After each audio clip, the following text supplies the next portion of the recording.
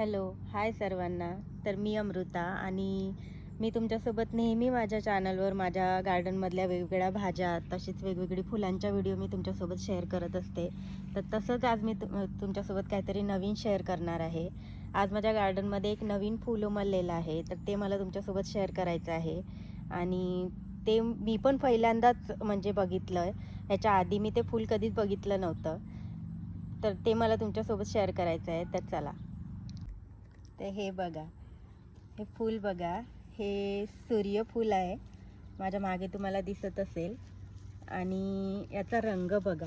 आत्तापर्यंत मी फक्त पिवळ्या रंगाचीच सूर्यफुलं बघितली होती, पण याचा रंग बघा किती सुंदर आहे. आणि हे मी पहिल्यांदा लावलेलं आहे.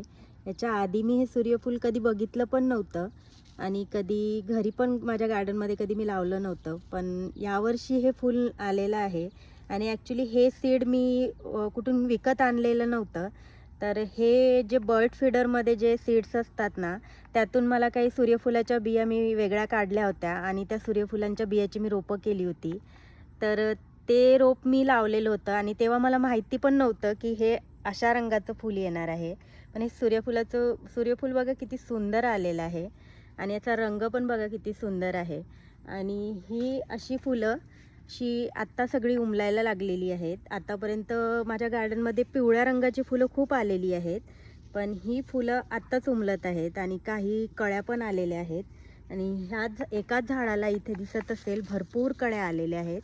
आणि आता एक एक हा बहुतेक उद्या उमलेल.